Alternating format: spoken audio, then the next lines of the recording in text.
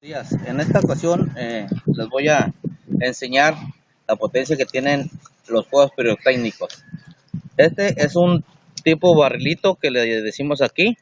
Está conformado por un tubo de, pues se puede decir que de papel con tapones, a ser como de yeso o algo así.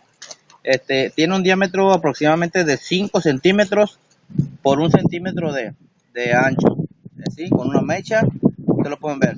En esta ocasión vamos a usar este bote que es de aluminio. Vamos a ver qué potencia tienen este tipo de cohetes. No pierdan detalle de ellos. Y mucho cuidado para los niños porque también es muy peligroso.